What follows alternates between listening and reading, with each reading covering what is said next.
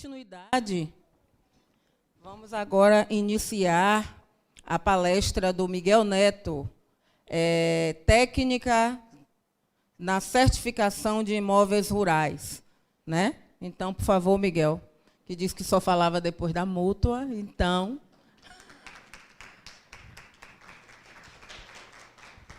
Obrigado, Marcinha. Valeu. Bom, gente, voltando para a nossa área aqui, a Márcia fez o convite para fazer essa palestra, aí eu disse, ó, não vai ser muito difícil, não. Já estou no INCRA desde 2007 e desde 2008 trabalho com certificação de imóveis rurais. Né? Então, poxa, Miguel, lá vem mais do mesmo, né? Isso nunca é mais do mesmo, porque está sempre mudando, sempre é uma complementação do que eu já falei. Aqui a gente tem 2 alunas do curso que a gente iniciou agora aqui em Salvador de capacitação. Já vou antecipar um pouco da disciplina que vou passar lá para elas, mas um novo olhar. Eu fiz um recorte específico da certificação, não vou falar nada além disso, né? Mas e trago ao final dessa apresentação algumas dicas que chamei de dicas de ouro, né? Essas dicas são dicas do dia a dia, problemas que a gente tem no dia a dia para quem trabalha com a certificação de imóveis rurais. E é só profissional? Não. São problemas, são dicas que atingem a mim, né, que sou o analista, atingem vocês, são profissionais, existem os registradores, aqui tem a presença do registrador lá do município de Antas, né? Esqueci seu nome. Wagner, né? Wagner, lembrei. E sem essa tríade aqui, a certificação não funciona. Né? Precisa que essa engrenagem esteja toda azeitada, toda alinhada para poder funcionar. Então, vamos lá. Eu não me apresentei, eu sou engenheiro cartógrafo, né, sou analista do INCRA, aqui na Bahia. Faço parte do Comitê Nacional e do Comitê Regional de Certificação. Sou professor do IQUALI aqui em Salvador, né, então, várias capacitações, pós-graduações. E também sou autor do blog Análise Geo. Né, já tem alguns anos que eu venho informando, compartilhando pensamentos, né, sempre como um hobby. E nos últimos 6 meses eu me dediquei um pouco mais a esse canal de comunicação. Bom, certificação. Tive que trazer uma definição específica para hoje. Né? Então, eu coloco que é o ato em que o INCRA atesta que é poligonal objeto do memória descritivo de um imóvel, não se sobrepõe a nenhuma outra poligonal constante seu cadastro referenciado, e que esse memorial atende às exigências técnicas previstas na Lei 6.015, a Lei do Registro Público. Né? Qual é o objetivo disso aqui? Ter uma identificação inequívoca do imóvel, dando maior segurança jurídica aos títulos de domínio contidos no registro público. Bom, e por que inventaram a zorra da certificação? Porque nas matrículas, no registro público, não tinha essa descrição inequívoca. Eram descrições precárias quando existiam. E aí isso dava margem para uma insegurança jurídica muito grande. Então, por isso, ela surgiu com esse intuito. Né? Então, inicialmente, surgiu o dispositivo do georreferenciamento, né, vinculando as coordenadas dos imóveis ao Sistema Geodésico Brasileiro, nos casos de desmembramento, parcelamento e remembramento, isso vinculando sempre a um profissional, né, responsável, com uma RT. No caso aqui, da época da promulgação da lei para hoje, a gente já tem RRT, CFT, tem outros conselhos profissionais que estão aptos a fazer o georreferenciamento e que não emitem RT.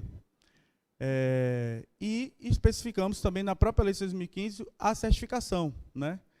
Uma evolução que tivemos de 2018 para cá, deixa eu ler isso aqui, estava previsto em lei a isenção de custos financeiros ao proprietário de imóveis até 4 módulos fiscais.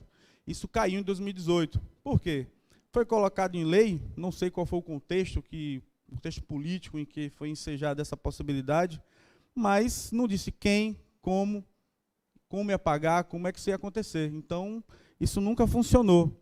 Em 2018, o Legislativo olhou e fez, está isenta a certificação, como está hoje, não é pago, não é um serviço cobrado. Né? Mas as custas para a sua coleta de dados, para a sua execução, é as expensas dos proprietários, né? Salvo o programa de regulação fundiária promovido pelo governo estadual, federal ou municipal. Na hipótese da certificação, ela ocorreu mediante ato normativo próprio, né, que coube ao INCRA. Qual foi o contexto que chegou isso no INCRA? O INCRA estava sem nenhuma infraestrutura de pessoal, de equipamento, e fez, cuida disso aí.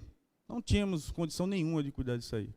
Então, isso aconteceu em 2003, e até hoje a gente vem remando contra uma maré, né? Hoje está muito mais tranquilo do que era há 5, 6, 7 anos atrás, mas ainda é muito difícil tocar essa política por ela não ser uma coisa que foi naturalmente incorporada, ela foi imposta, né? Em 2013, quando a gente lançou o sistema que a gente usa atualmente, a gente incluiu no normativo um detalhamento a mais colocado pela legislação, que é a certificação de uma poligonal certificada, né, do imóvel rural, ela não implica no reconhecimento de domínio. Quem cuida de reconhecimento de domínio é o oficial de registro, é a justiça, né? Ou a exatidão dos limites e confrontações indicados pelo credenciado. A limitação, ela vem de uma descrição que está no registro, mas vale a indicação do proprietário e a identificação feita pelo credenciado, pelo profissional. Bem como não dispensará a qualificação registral e atribuição exclusiva do oficial de registro. Então, você tem um domínio, um título de domínio, né, que está atestado pelo registro público, ele vai fundamentar a descrição do limite da propriedade em que o profissional vai lá identificar e materializar. Após essa certificação, essa informação volta para o registro público para ser qualificada. E esse cara aqui é peça fundamental. O registrador, se ele não der esse ateste, o processo de certificação não é concluído. Vou querer mesmo assim, obrigado. Então, os pilares da certificação são o georreferenciamento executado pelo profissional credenciado, a certificação que é executada pelo INCRA e a qualificação registral, que é o oficial de registro que tem essa atribuição.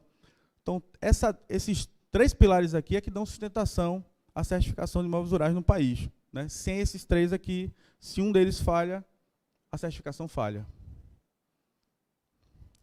Os prazos.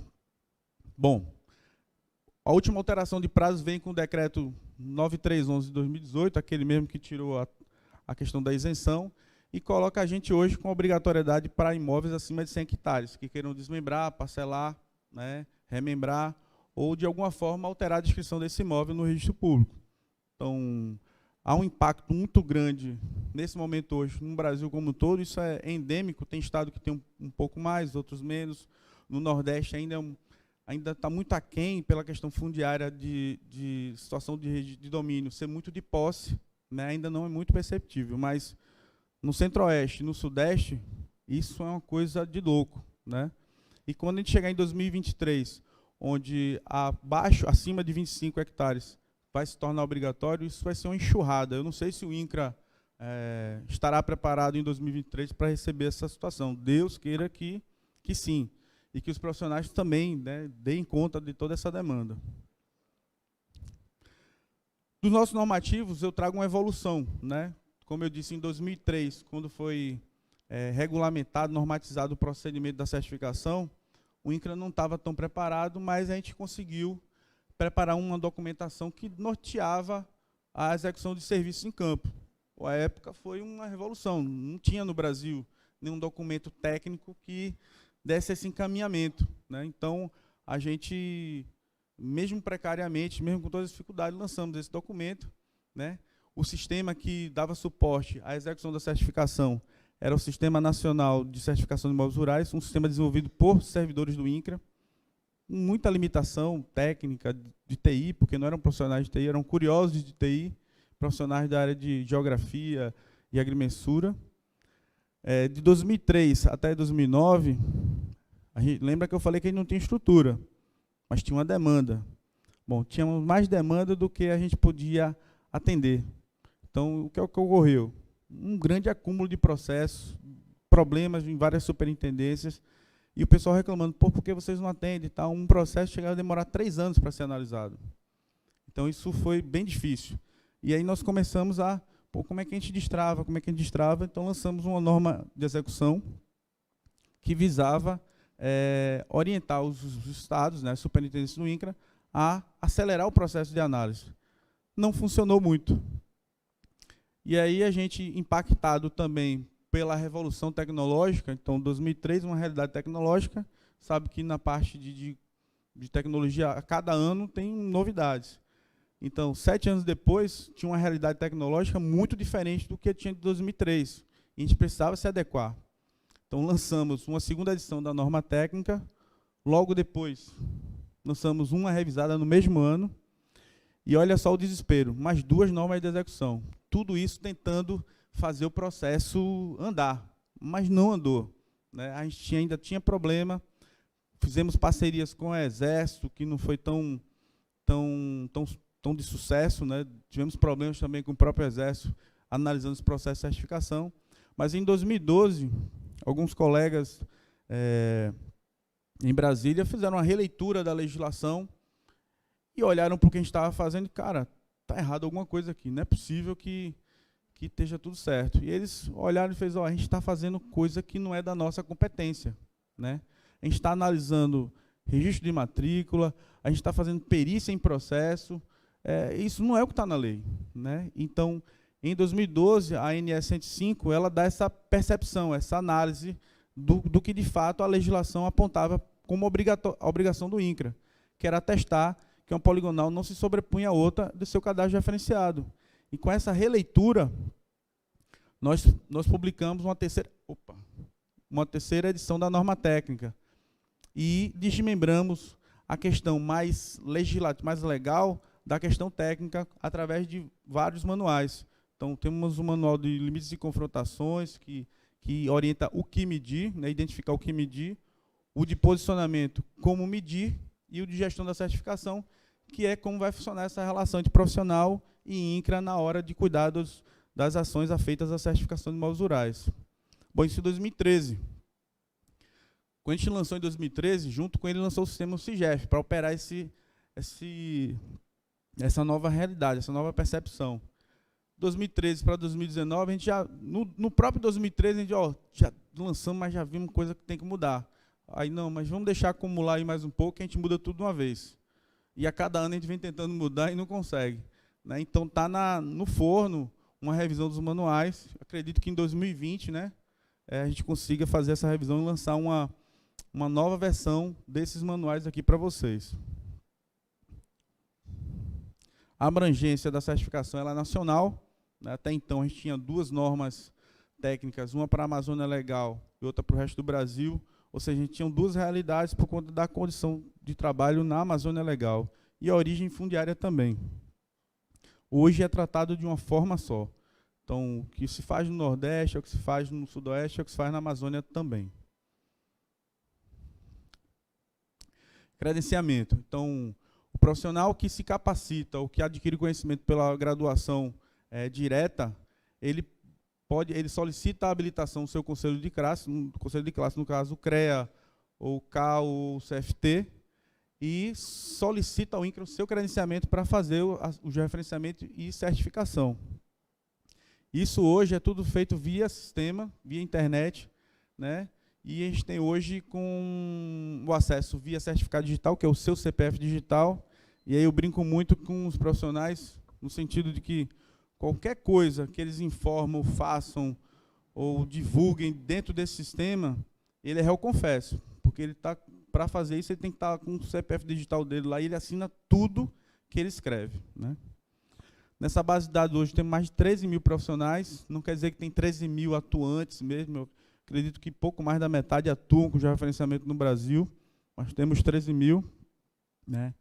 E aqui na Bahia eu estava conversando um pouco antes com Lidivânia sobre a questão de executar o georreferenciamento de imóveis rurais no âmbito da regularização para titulação, né? Então, você vê aqui, a gente está num caminho, o Brasil está num caminho de absorver toda a mão de obra necessária, pouca, para a demanda que a gente tem, né? E no Estado a gente fez uma restrição de só credenciar pessoa jurídica, só empresa, para fazer a execução desse serviço. Eu acho que isso vai numa contramão total, né? Eu não sei como é que ela pensa, o que é que ela vai falar, mas eu acho que devia ser justamente o inverso, né? A gente aqui, nessa gestão do profissional, se ele não presta serviço de qualidade, ele pode ser advertido, ele pode ser suspenso, ele pode ser descredenciado. Se o INCRA pode fazer isso, o Estado também pode fazer isso. Ele abre aqui no Estado para cerca de 1.800 profissionais prestar esse serviço para o governo do Estado. E amplia a base de dados para a entrada de titulação e regulação fundiária como um todo. Eu acho que é um assunto que deve ser debatido, não sei se há limitações jurídicas para a operação da titulação, mas, de fato, uma vez foi assim, eu acho que pode voltar a ser assim também, como era.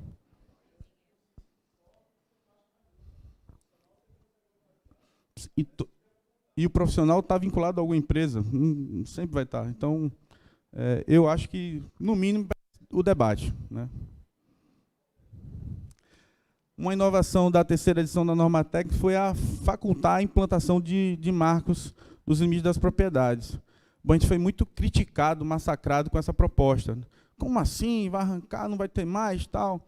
Gente, isso aqui foi uma necessidade, porque a norma técnica hoje, ela não trata só de imóveis registrados no cartório de registro de imóveis. E ela também pensa na regulação fundiária de uma maneira geral, seja ela executada pelo governo federal ou estadual, né? Então, nesse sentido, as posses também precisam ser percebidas nesse sistema. E as posses têm características diferentes. Então, a gente não atua em posse, na regulação fundiária, de forma pontual, atua de forma massiva, né? E o que foi que a gente pensou? Em limites de propriedades consolidados, ali é uma cerca, não há necessidade de colocar um marco lá, né? Ah, amiga, mas como é que eu vou saber, não sei o quê? Não, forma de saber a coordenada, exatamente, tem N formas, né? Não vou detalhar isso aqui. Mas, e também não há garantia de um marco que você colocar ali hoje, amanhã ele vai estar lá também. Muito dificilmente. O pessoal acha bonitinho, leva para botar na frente de casa, fazer uma cerca, né? Tem muito, né? Ó, plaqueta linda, vou levar para mim. Né? Então, não há essa obrigatoriedade, porque lá está o limite consolidado. O limite consolidado pode ser uma cerca, pode ser um muro, uma estrada, um rio. Então, está lá, é consolidado. Ah, Miguel, mas o cliente quer que bote marco de 10 em 10 metros. Só pagar, está tudo certo, né? E hoje não há obrigatoriedade de um padrão de marco. Então, vocês estão vendo ali de concreto, um feito de plástico reciclável, outro de aço galvanizado. O critério é que esse marco seja resistente ao fogo e durável pelo menos por 10 anos, né? Se vai colocar, tem que ter essas características. E tem a plaqueta lá de identificação do vértice e do profissional. Alteramos a forma de apresentação das coordenadas certificadas por conta de um problema cartográfico que tinha no sistema anterior. Para quem não é da área, é um pouco difícil de explicar, mas a gente usava um sistema de projeção chamado UTM, que cartograficamente era limitado para representar as poligonagens dos imóveis em todo o Brasil.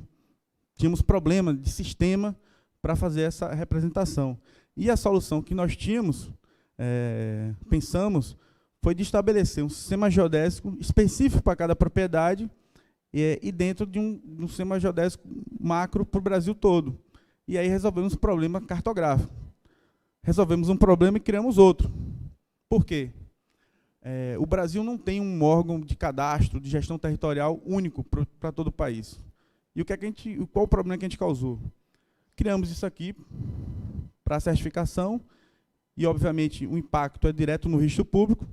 E aí o primeiro impactado foi o registrador. Tinha 10 mil aqui na minha matrícula, desmembrou em 2, não está dando 10 mil, 2 de 5. Está dando 2 de 5 e um pouquinho. Não fecha a conta, volta. Não, a gente teve que explicar isso aí aos registradores e isso, naturalmente, foi sendo saneado. Mas a gente não combinou com o resto do Brasil todo. Então, o CAR não usa esse sistema, a SPU não usa esse sistema, a CPRM, ninguém usa, as prefeituras não usam esse sistema. Então, a gente não consegue conectar com nada porque não usa esse sistema. Só que nós temos que pensar em amplitude de Brasil e esse foi o sistema, foi a solução. Pode ter outra solução, Miguel? Pode, mas a gente não pensou até então, ninguém deu outra sugestão. Então, temos essas limitações ainda com esse tipo de solução cartográfica, né? Ampliamos o uso de tecnologia de sensoramento remoto e cartografia digital, de bases cartográficas digitais, né? Ou seja, você pode obter, a partir dessas bases remotas, coordenadas do limite da propriedade. Supondo, existe uma base cartográfica do município de Jequié, na escala de 1 para 5.000, né? Onde foi identificado todas as estradas, hidrografia, relevo e tarará. Então, a partir dessa base, no seu formato digital, o limite de uma propriedade pode ser extraído direto dela, porque é uma base oficial, tem características de precisão adequadas e previstas no normativo, então ela pode ser utilizada, né? Na parte de sensoramento remoto, em si, é bastante utilizado em imagens de satélite, mas hoje, a gente teve aqui terça-feira um evento falando sobre drone. Então, o drone ele vem se consolidando, uma tecnologia que vai se consolidando ao longo do tempo, como uma tecnologia que complementa um trabalho de campo. Ela não substitui em nada o que já é feito hoje. Vou pegar uma água aqui.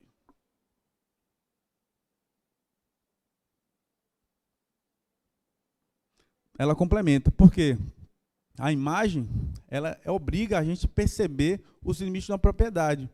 Então, se tiver uma floresta, como é que eu vou ver o limite da propriedade embaixo da árvore? Né? Então, e lá eu vou ter que usar outra solução tecnológica para chegar a obter aquela informação. Então, mas em outro trecho, um trecho de rio, um trecho maior, eu posso utilizar a imagem de drone. Né? Então, e outra dica que eu dou, não basta chegar aí, ó, comprar lá na China, né, como é que chama? Alibaba, comprar seu drone de R$1.000, achar que vai sair operando e vai fazendo mapeamento. Não é assim. Tem que se capacitar. E hoje não basta fazer um curso de operação de drone, de piloto de drone. Né? Então, operou o drone, agora eu consigo fazer a imagem de casamento, dos aniversários lá de casa e tal. Não é isso. Né? Você tem que ter licença, sua aeronave tem que estar homologada, rádio, tudo. Né? E toda vez que você for voar, você tem que pedir autorização. Né? Por quê? Toda vez que você voar e pedir autorização e seu trabalho ficar todo correto, isso conta como hora voo para o piloto, né, que já obteve seu credenciamento, a ANAC, na aeronáutica e tal. Então, isso é a conta a favor. Ah, Miguel, mas eu estou voando lá, estou fazendo serviço, beleza, não preciso nada disso, estou voando lá 500 metros de altitude e está tudo certo. Até acontecer alguma coisa errada. Né? Então, eu não aconselho de forma alguma ninguém operar equipamentos. É uma aeronave, gente. Para botar uma aeronave no ar, tem um checklist enorme de compromissos que o operador, o piloto, tem que se responsabilizar. Né? Imagina uma aeronave dessa, pesa o quê? 250 gramas, 300 gramas, meio quilo. Isso cai baixo na cabeça de um cidadão. Mata. Né? Num treinamento aqui no curso nosso, a aeronave cortou o supercílio de um aluno. Se fosse no olho, estava cego. Né? Então, um perigo muito grande. Né? A gente tem que estar com atenção. O mercado de drone, que eu coloco no GEO 4.0, ele é monstruoso, porque hoje já temos tecnologia embarcada. Eu falei que não vinha embaixo da árvore. Vai ser possível ver embaixo da árvore. Vai ser possível ver embaixo da árvore. Vai dar para fazer batimetria. Então, é uma coisa que está muito forte. Né? Até 2020, até 2040, vai ter um investimento muito pesado nessa área de conhecimento, e quem se antecipa bebe água limpa. Né? Isso aí é um ditado mais que certo. Então, nesse caso, quem se antecipar vai beber água limpa, porque com um dispositivo eu vou conseguir mapear o limite da propriedade, o relevo da propriedade, né? Entender toda essa propriedade, o uso dessa propriedade com um dispositivo só. E, pasme, há uma tendência muito forte de não se precisar hoje utilizar mais ponto de controle, que é um inferno para quem faz aerolevantamento. Né? O pessoal deixa de utilizar porque tem que botar ponto de controle, que é o que a gente advém da aerofotogrametria convencional. E é um saco fazer isso. Né? Mas os bichinhos já vêm com a tecnologia muito grande. Então, todo mundo que tem essa tecnologia que está top hoje, se você fizer um levantamento com essa tecnologia e comparar com o método tradicional, ela é melhor. Então, para quê? Né? Mas ainda há um processo de convencimento das áreas de tecnologia, principalmente nós do governo, que vocês andam a 100 por hora, a gente anda a 20 e de vez em quando para. Então, é aquilo que eu falei, está tentando desde 2013 rever manual e não consegue. Né? E aí fica a dica também para vocês, a gente precisa ser mais cobrado. Os profissionais precisam cobrar mais do governo, respostas mais rápidas. Né? Não tem pouquíssima cobrança. Conselho de classe. Né? Você tem um sistema aqui que é muito forte, o CREA, o CONFEA, então eles podem chegar lá no presidente do INCA e bater, ó, tá errado esse negócio aí, vamos agilizar, a proposta nossa é essa. Bom, mas primeiro você precisa internalizar isso no seu conselho de classe, precisa convencer seus pares internamente aqui e ir lá cobrar com a proposta. Não é só dizer, está ruim, como é que melhora? Né? Então, isso vai para os arquitetos. Os arquitetos têm batido muito, recebi muito pessoal da arquitetura lá, mas não no intuito de executar, eles só queriam atribuição. Né? Então, foi um embate fácil de fazer, porque, né, eles estavam fazendo, ó, agora eu sei fazer já referenciamento. Pronto. Sim, mas o curso? Não, não preciso. Como não precisa? Eu preciso, tu não precisa. Não precisa sim. E aí foi essa puxada de corda, a gente venceu muito fácil, e hoje o arquiteto urbanista que faz o curso, ele consegue se credenciar no INCRA. Né? Foi um acordo feito, mediado pelo Confer. E os técnicos também. Vamos lá. Bom, o sistema que cuida da certificação no Brasil hoje é o CIGEF. Né? Então, o CIGEF, ele traz uma certificação totalmente automatizada, foi criado lá entre 2012 e 2013 com o recurso um condicionante ambiental da Belo Monte, né, do Plano de Desenvolvimento do Xingu, né, e hoje todo o processo que era analógico, ele está todo digital. Como eu falei, o acesso é pelo um token, né, o CPF digital, e o que é que a gente ganhou com esse sistema? Agilidade, transparência e segurança. E mais do que isso, simultaneidade na certificação. Antes, a gente tem 30 superintendências, a gente só poderia fazer uma certificação de cada vez. Hoje eu consigo operar 1.400 certificações simultâneas no sistema. É pouco, o sistema está caindo o tempo todo porque a gente está superando esse limite tecnológico do sistema. Então, a gente já percebeu que precisa evoluir nesse sentido. Integração com dados fundiários de outros órgãos. Né? Então, hoje interage com o CIGEF, a FUNAI e o CMBio, validando informações de poligonais que sobrepõem essas áreas sob sua responsabilidade. Então, eles validam essa informação. Integração com os cartórios de registro de imóveis. Essa aqui não foi uma relação imposta. Essa aqui começou com namoro, está noivado hoje. Né? A gente, quando pensou o CIGEF, a gente ia tornar obrigatório esse casamento. Mas o pai da noiva lá, o CNJ, fez, não quero caso não. E aí a gente teve que abrir para os profissionais fazer essa integração de dados de registro. Mas deixou a portinha aberta lá para o registrador. Então, os registradores, eles naturalmente perceberam a importância do que era a certificação dentro dessa sistemática colocada no CIGEF e internalizaram. Não, a gente quer utilizar. A gente quer esse conhecimento aqui dentro do cartório, a gente quer acessar essas informações.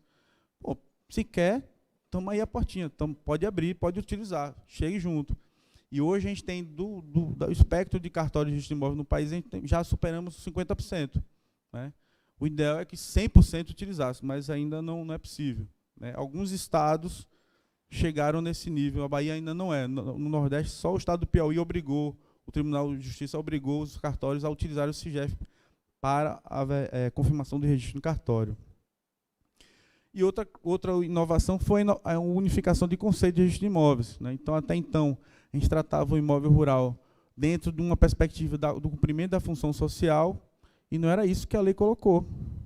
A certificação, ela veio para atender o registro público, e assim como no registro público, a gente tinha que pensar o imóvel como o registro público percebe e registra, e trata ele dentro dos seus atos registrais. Né? Então, com isso, a gente trouxe o conceito de parcela, o conceito de matrícula, para certificar. E isso foi um grande avanço.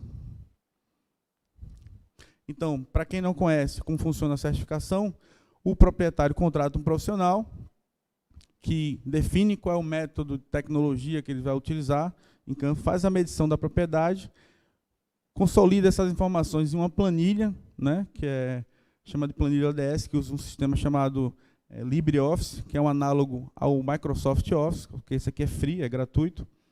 Ele, com o seu token, lá, o CPF digital, ele conecta no CIGEF e carrega essa planilha. Ele envia essa planilha para o CIGEF, que vai validar, né? Se tiver tudo ok, atende a norma técnica, não tem sobreposição, ele certifica e elabora uma planta memorial automática para aquela poligonal. Perfeito. Acabou aí a certificação? Não. A certificação acaba quando o cartório de registro de imóvel, onde está localizado aquele imóvel, chega lá e fez, ó, esse georreferenciamento aqui pode fazer parte do meu cartório. Fechou, informa isso no sistema de novo e agora está fechado o caso. esse mecanismo aí ainda não está 100% azeitado, mas na ampla maioria das vezes a gente tem conseguido avançar nesse sentido. Bom, não consegui certificar, o que é que acontece? Em geral, você não vai conseguir certificar porque deu alguma sobreposição. Sobreposição com área indígena, com áreas de interesse do INCRA, assentamento, território quilombola, com áreas de interesse de ambiental federal, unidade de conservação, ou com unidade de conservação estaduais, ou entre outros imóveis particulares. Quando ocorre com a FUNAI, a FUNAI é que vai dar o ok ou não nessa certificação. Na unidade de conservação, é o ICMBio. O que é que está ocorrendo no Brasil? Rezem para não sobrepor uma área indígena, porque eles não analisam. Ah, Miguel, por quê? Questão interna da FUNAI. Eu estive lá, conversei com os técnicos, conversei com os procuradores, e é uma questão política muito forte, é uma ideologia colocada dentro da política de conservação e regularização do território indígena, que eu discordo em muitas coisas, mas é uma coisa feita a eles, e, de fato, o que está acontecendo isso hoje é dessa forma. Eles não analisam os requerimentos, salvo mandado de segurança.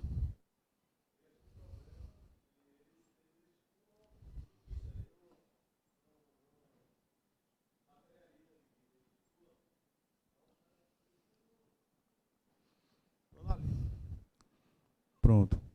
Tem isso aí mesmo. Acho que no momento de debate eu posso falar mais detalhes sobre isso aí. Então, o profissional submete a planilha no sistema, o sistema faz a leitura daquela poligonal, monta essa poligonal e você... foi isso aqui que eu levantei em campo. Foi isso aí, certificou, emite planta memorial. Todos esses documentos aqui com um QR Code aqui, que é um certificado de autenticação, que é muito importante quando vocês receberem... tem uma planta memorial aqui, a primeira coisa que vocês têm que fazer, isso é verdadeiro mesmo, autentica. Com o celular você tira a foto, ele já aponta para a página do INCRA, você vai saber se é uma certificação que está válida, se essa certificação teve o registro confirmado no cartório, ou se ela foi cancelada, né? Muitas vezes a pessoa certifica, não confirma no cartório, vende essa propriedade e ela foi cancelada. E aí quem comprou fica numa situação difícil. E todo o objetivo da certificação é isso aqui, gente. O objetivo da Lei 10.267 é trazer essa descrição inequívoca para o registro público. Então, o meu sonho, o sonho de todo registrador que gosta de um cartório arrumado, é ter a matrícula desse jeito aí. Uma descrição simplificada do imóvel, uma descrição técnica, que é o memorial que a gente certifica, né? Os titulares de domínio bem especificados, né? E depois aí a vida pregressa do imóvel. O que é que vai acontecer com esse imóvel? Por quê? Se eu vender 20 vezes essa área total, aquela descrição técnica ali e a simplificação não vai mudar, não muda. Agora, as pessoas, os direitos referentes àquele imóvel, àquele objeto, podem mudar, mas o objeto lá não muda, é único. Então, esse é o grande objetivo da lei, né, da certificação. Não temos um padrão no Brasil de como transcrever essa planta, esse memorial, para dentro do registro. Então, tem registradores que trazem a própria planta, a poligonal, para dentro da matrícula. Eu acho fantástico, mas eu gostaria que fosse um padrão só.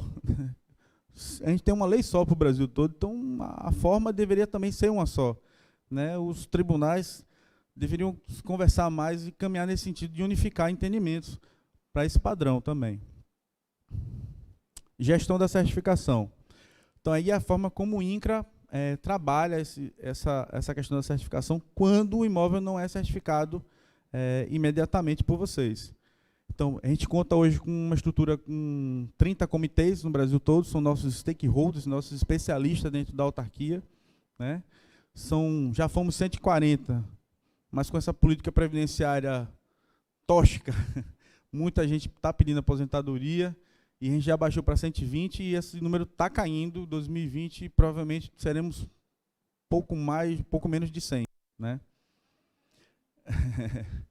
E no Comitê Nacional, fazendo gestão desses 30 comitês regionais, temos o Comitê Nacional, né, que aí é o responsável para estar unificando entendimentos, né? A Bahia começa, eu entendo dessa forma, Minas Gerais... Não, gente, o entendimento é esse. Você, Bahia, você, Minas Gerais, tem que entender dessa mesma forma.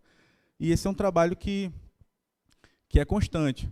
Também atua na questão do credenciamento dos profissionais. Então, vocês que não são credenciados ainda, que vão credenciar, a solicitação é feita pelo sistema, mas quem analisa é o Comitê Nacional. E outra questão muito forte que veio a partir da terceira edição da norma técnica foi a questão da aplicação de sanções administrativas aos profissionais, que até então não tinha.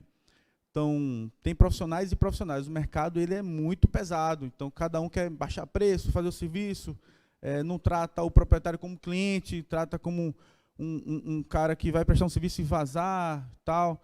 Então, a gente começou a perceber a necessidade de regular a atuação do profissional quanto à certificação de imóveis rurais. E aí a gente tem a possibilidade hoje de aplicar sanções no nível de advertência, suspensão e descredenciamento. Tem um problema no sistema, a gente só criou a porta de saída. Não criamos a porta de reentrada. Aí, nem o cara que mata, ele né, passa 30 anos, ele pode voltar para a sociedade. Então, imagina o cara que fez uma besteira no gerenciamento. Então, é uma coisa que a gente precisa rever também. Criar uma porta de reentrada, né, e um prazo de descredenciamento. Então, se a sua pena foi de 5 anos, 5 anos você não vai reentrar. Daqui a 5 anos você volta, né, para pensar na vida. Outra questão, para fazer a regulação dos profissionais, a gente instituiu os programas de auditoria. Então, periodicamente, o INCRA estabelece critérios e avalia policlínicas certificadas no Brasil todo, né? Então, hoje já são mais de 45 milhões de hectares auditados, né? Nessas auditorias, advertimos centenas, suspendemos dezenas, e um tanto aí foi descredenciado, né? Alguns voltaram por ordem judicial, mas a maioria não voltou, porque o descredenciamento ele vem muito na caracterização da má-fé. Má-fé é crime, gente, crime. Quando a gente consegue tipificar a atuação, a conduta do profissional no Código Penal, e a gente já faz batimento disso com a AGU, que é a nossa procuradoria, é já a Polícia Federal e pediu o descredenciamento dele mesmo. Então, ele que se vai ver na justiça. O sistema, desde que foi lançado, ele sofre constantes intervenções, né? Então, quando a gente lançou, a gente sabia que ele não estava 100% completo, né? Tanto é que até hoje as funções de desmembramento e remembramento não estão ativas, embora já estejam prontas, mas a gente está num problema no INCRA, como eu falei, a gente anda a 20 por hora. E por vezes para. Estamos parados no momento. Não temos empresa de TI para dar suporte técnico num eventual problema no lançamento dessas funcionalidades. Então, quem tem medo, né? Então, segura. Quando tiver empresa de TI, a gente lança. Se der algum problema, a empresa vai dar suporte. Hoje não dá para fazer isso, seria uma responsabilidade da nossa parte. O sistema ele conta com uma base toda de software livre, né? Então, isso é uma prerrogativa do governo federal. O CIGEF, uma sua magnitude inicial, custou R$1 milhão. Então, o software é muito barato para o que ele representa. E todas as intervenções, hoje a gente chega a pouco mais de 2 milhões, desde 2013. É muito pouco, gente. É muito pouco. Os resultados alcançados. Então, a gente tem hoje lá certificado mais de 529 mil certificações, somando certificação do sistema anterior, 595 mil imóveis certificados, né? Mais de 318 milhões de hectares. Antes, até 2013, quando não existia o CIGEF, nós tínhamos certificado pouco mais de 70 mil imóveis no Brasil todo. 70 mil. De 2013 para cá, lá, 529 mil. Então, não tenho dúvida que o CIGEF é um caso de sucesso, né? Só que precisa ter uma política constante de seu desenvolvimento e manutenção, né? Na Bahia, aqui, temos 24 mil imóveis certificados, pouco mais de 24 mil certificados pelo CIGEF. Isso é equivalente a mais de 10 milhões de hectares. Nossa, mas a Bahia tem 750 mil imóveis. Tem trabalho aí para frente para fazer, né? Então, temos muita coisa para fazer. Desponta aqui como recorde aqui, acho que é o Mato Grosso do Sul, em área, né? O Mato Grosso do Sul está com praticamente 85% do seu território rural já certificado pelo INCRA, né? E Minas Gerais com o número de imóveis certificados.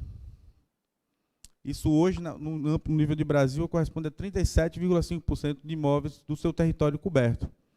Bom, eu tenho 595 mil e quase 40% do território nacional certificado com precisão de até 50 centímetros. Isso é bastante coisa. Porque aqui você vai botar mais 13% de território indígena, mais 10% aí de unidade de conservação, território quilombola, assentamento do INCRA. Então, fundo de pasto, comunidades tradicionais, então praticamente está fechado esse território, né? Dá mais ou menos 70% já conhecido pelo governo federal. Dicas de ouro, aquilo que eu falei, né? São 5 dicas, viu, Deise? Eu antecipei aqui, pessoal, do próximo ano, a gente deve fazer, através do Quali, um curso de, sei lá, atualização profissional com 100 dicas de ouro para no tocante a referenciamento e certificação de imóveis rurais. Hoje eu trago 5 para vocês, que eu destaquei, que é o primeiro deles. Análise prévia da matrícula da documentação do imóvel. Vocês não podem fechar um contrato sem conhecer a matrícula do imóvel, que é o objeto que vai ser certificado. Ah, tem uma área lá de 100 hectares no município tal, cobro tanto. Cara, calma. Esse documento é bom mesmo? Verificou no cartório? Né? Ah, mas o documento não está falando nada, Miguel. Eu trouxe uma matrícula aqui, é fake, viu, gente? Não é verdadeira, não. De Alagoinhas, que ela cita a área, ela dá algumas limitações, mas tem matrícula que não cita nada disso. Não cita a área, mal fala quem são os confrontantes, e isso aqui já tem 40 anos. Vai estar lá esses confrontantes? Não, gente. A conformidade de área vai ser aquela lá que eu vou encontrar, do 205? Não sei. E aí, complementando a investigação prévia, a análise prévia do profissional, você pode utilizar dados do CCIR, ITR, ADA, CA, escritura pública de compra e venda, planta antiga, memorial antigo, o que tiver, isso tem que ser necessário, isso pode ser solicitado ao cliente, ao proprietário, para fazer análise prévia por parte do profissional. Então, essa é a primeira dica que eu deixo para vocês. Não fechem serviço, fechem contrato de serviço, sem antes fazer essa análise da documentação do imóvel. Também aqui vale a pena já, se vocês aceitarem, a aproximação com o oficial de registro. Gente, oficial, estou aqui com essa matrícula, e aí? Né? Ah, não, está ok. Sim, agora eu vou certificar, como é que você quer que apresente a certificação, como é que quer que descreva os confrontantes. Toda essa relação com o oficial de registro é fundamental para que a realidade física cadastral seja levada para a realidade jurídica, que é o cartório. Outra coisa, a avaliação do relevo, localização do imóvel e a logística para chegar nesse imóvel. Muita gente, eu estou com Jequié na cabeça, não sei quem falou de Jequié aqui, estou com Jequié, mas é tudo aberto, as picadas estão abertas, é relé, é tudo plano, aberto e limpo, né? Tudo, né? Chegou lá, não vai ter um funcionário para apoiar a abertura dessas picadas, né? Não tem estrada para se deslocar, vou ter que fazer tudo andando. E são, sai 300 km para chegar aqui, na sede da cidade, mais 70 para chegar na propriedade, uma estrada de chão cheia de buraco, se não chover. Então, o que é que isso vai compor? O seu preço lá. O seu componente preço e prazo. Se você não pensar isso antes, você pode se dar muito mal e pagar para trabalhar. Né? Nesse momento aqui, uma análise prévia do relevo e da localização, eu já consigo perceber possibilidade de solução tecnológica para resolver o georreferenciamento em campo. Poxa, lá tem uma floresta lá de um lado, ali não vai dar, eu vou ter que fazer topografia mesmo, mas não tem um trecho de rio, o resto tudo é estrada, vou usar meu drone. Vou parar de tirar foto dos aniversários lá de casa, vou usar meu drone aqui. Perfeito. É uma decisão do profissional. Quais são os métodos, quais são as tecnologias que ele vai utilizar para esse problema aqui. Não, vou fazer tudo com GPS. Paciência, faz. Se é o que você acha mais rápido, perfeito. Bom, analisei a matrícula, defini a tecnologia, avaliei logística. Eu tenho que registrar tudo isso num contrato, gente. Por quê? A maioria dos profissionais que não tem pessoa jurídica, eles não fazem contrato. E eles ficam numa situação muito ruim quando a relação não é tão boa com o cliente, com o proprietário, com o contratante. E se você não tem isso registrado através de um contrato, a possibilidade de você se dar mal é enorme. Enorme. Porque lá no SIGEF, que é o Sistema de Gestão Fundiária, o proprietário praticamente não aparece. Só quem aparece são vocês, os profissionais. Porque tem uma figura chamada RT, que dá essa relação profissional, mas não tem nenhuma figura, contrato, que dá relação comercial. E aí muitos profissionais se dão mal, porque ele na RT ele fala que tem que fazer a certificação do imóvel tal, matrícula tal, com área X. Só isso lá. Só que aí você certificou, já referenciou, se lascou lá em campo, e aí não conseguiu certificar porque deu uma sobreposição. Essa sobreposição vai ter algumas peculiaridades que podem demandar mais tempo, podem demandar novas idas a campo, e você não previu isso no seu contrato, inicialmente. Quem vai bancar, aí começa a briga. Mas você tem que fazer, não, mas você não vai, você tem que pagar, e isso não foi previsto. Não prevejam isso em contrato, principalmente num eventual, o proprietário indicou um limite errado. Vai ter que ser cancelada essa poligonal e certificada novamente. Em geral, ele vai chamar você para refazer. Aí você, opa, eu estou cheio de serviço aqui, vou ter que parar para fazer o seu, só ter que pagar uma coisinha para mim. Não, já paguei. Tem que prever isso em contrato sempre, gente. Ah, Miguel, não tem empresa. Faz contrato pessoa física. Sempre faça um contrato, né? Registre esse documento, pelo menos reconheça a firma do documento, já está bom para caramba, né? Mas estabeleça essas cláusulas e a responsabilidade de vocês e os direitos de vocês também, né? Um parágrafo que eu gosto muito que coloquem nesse contrato é esse aqui. Você pode ter vários lá, cada um, mas na indicação dos limites e confrontações do imóvel, essa deve ser uma responsabilidade do proprietário ou do seu preposto. O profissional é sempre um corresponsável, porque ele vai ter que fazer a leitura da matrícula do imóvel. Mas essa é uma responsabilidade que é do proprietário, né?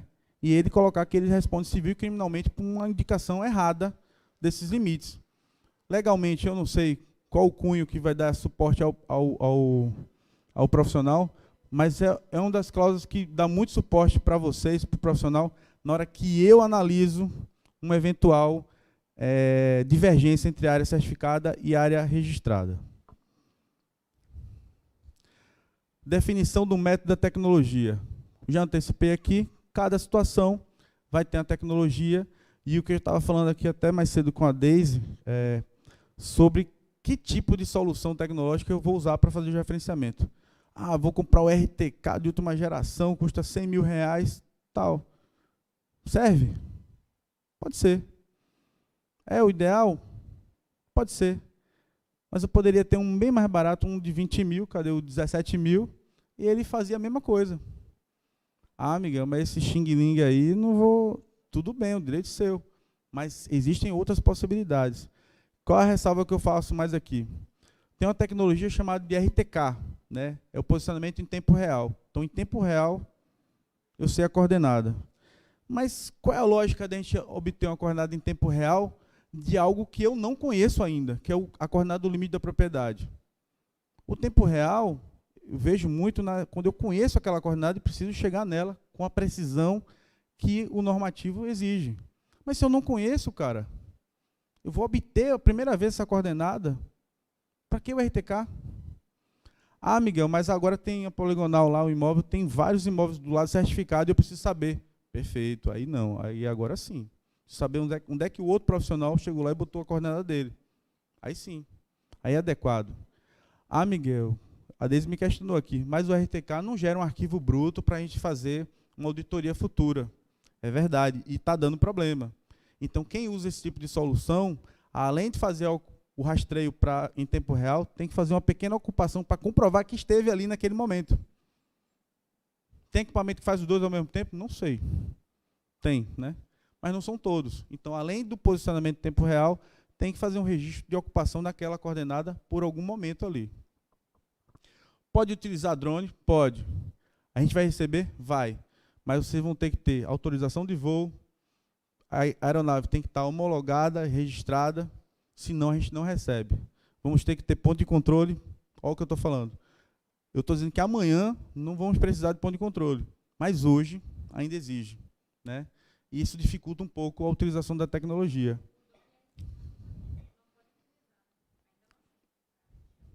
Aceita? Mas eu vou te pedir... Sim, mas tu vai ter que botar ponto de controle ainda. Tu vai checar o que tu já sabe que está certo. A incoerência, tá vendo?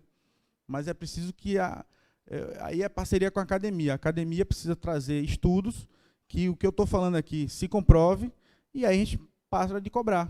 Ó, se o teu equipamento tem esse tipo de tecnologia embarcada, não precisa de ponto de controle. Se não tem, ponto de controle. Mais ou menos isso aí. Estação total, topografia convencional, muitíssimo pouco utilizada. Mas pode ser utilizada? Pode. Em alguns casos, só topografia convencional é possível utilizar para limitar uma propriedade. E os sensores orbitais, todos, que ainda estão disponíveis, hoje está muito mais democrático e free, você acessar uma imagem de satélite de alta resolução e utilizar para definir o limite de uma propriedade. Outra questão das confrontações. Amigos, confrontantes à parte. Não existe, né, georreferenciamento, certificação, sem confirmação do respeito dessas limitações, né? Então, o que eu aprendi nesses anos é que o georreferenciamento, para fins de adequação do registro público, é retificação registral. Retificação registral está previsto na Lei de 2015 e tem especificidades claras para o registrador tomar a decisão se vai ou não receber aquela informação e qualificar aquele registro, né? Então, e uma delas é a anuência das confrontações. Só que aí a gente tem essa Lei 13.838 de 2019. O que é que ela fala? Não precisa mais da anuência dos confrontantes para fazer a verbação da certificação no registro. Só que na mesma lei, ela fala que isso só é dispensável se não houver alteração dos limites. Pô, quem entende um pouquinho de referenciamento sabe que toda vez que você medir um imóvel, vai ter alteração do limite. Alteração da descrição do imóvel. Então, principalmente no primeiro referenciamento, vai ter uma grande alteração, e essa precisa ter garantias de que não está sendo não está influenciando sobre o direito de terceiros, não está infringindo o direito de terceiros. Então, só essa anuência dá isso, dá essa garantia, né? Quer dizer, dá um indicativo dessa garantia, né? Mas, e aí ficou um impasse, né? Nós temos uma lei que fala uma coisa, efetivamente ela não conseguiu atingir o objetivo dela, mas veio o CNJ e fez, ó, cartórios, é para não exigir anuência. E essas regrinhas que eu falei aqui, que é só quando, independente de ter ou não alteração no limite da propriedade. Aí ficou um problema na minha cabeça. Eu não sou da área de direito, mas eu tenho uma lei que fala uma coisa, está lá bonitinha, bem clara, que toda vez que alterar tem que exigir, e tem o CNJ dizendo que, ó, não exige de jeito nenhum. Se for certificação, não exige. O que é que vale aí mais? Uma recomendação do CNJ ou a legislação? Bom, não vou entrar nesse debate, eu já conversei com registradores. Uns falam que, ó, o CNJ, quando recomenda, é quase com uma determinação, tem que cumprir. Outros já falam, eu não vou exigir todas as vezes, porque a segurança é minha, o CPF é meu que vai botar ali naquele registro. Eu sei que lá tem bandidagem, tem coisa errada, então eu vou exigir. Então é uma coisa que o judiciário tem que se ver. Eu não sei como é que o tribunal já está tratando esse caso aqui, você sabe, Wagner?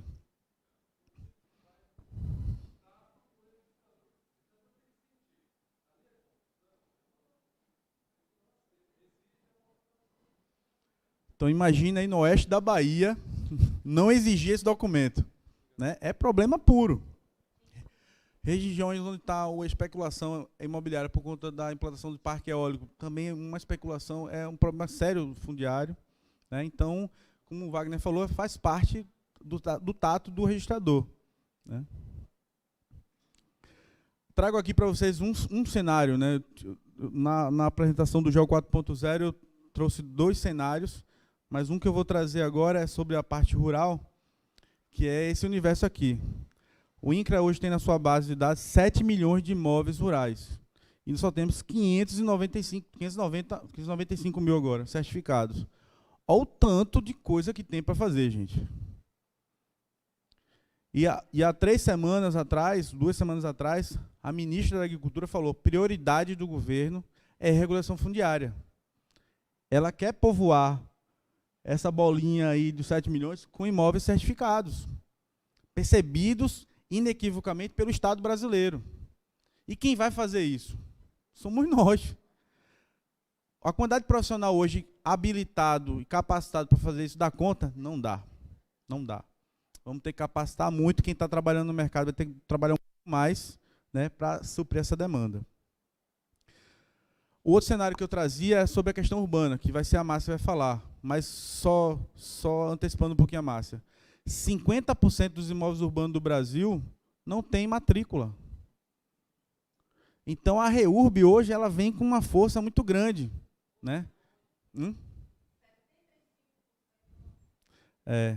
Esses são dados estimados, porque a gente não tem certeza, porque não tem registro disso em canto nenhum no Brasil. Então, são dados estimados. Esses dados vêm do secretário de Habitação do Brasil, né? Ele colocou na entrevista que 50% ele garante que não tem. Pode chegar a 70%, mas 50% ele garante que não tem. Então, uma demanda muito grande por regulação fundiária também no meio urbano. Bom, todas essas informações que eu tratei com vocês aqui e outras, eu disponibilizo ela nos meus canais sociais aqui no Análise Geo, no Facebook e no Instagram. E há 2 semanas inaugurei o perfil Geo 4.0. Então aqui o grupo do Facebook lá, o grupo, ele trata das questões do dia a dia da certificação de referenciamento. Então ele auto se gere lá com dúvidas, ou outras pessoas respondem. E eu também intervenho em alguns momentos, mas estou muito mais dedicado no blog, né, no Análise Geo, divulgando informações, trazendo opiniões de profissionais e especialistas, e minhas também, minhas inquietudes também, né?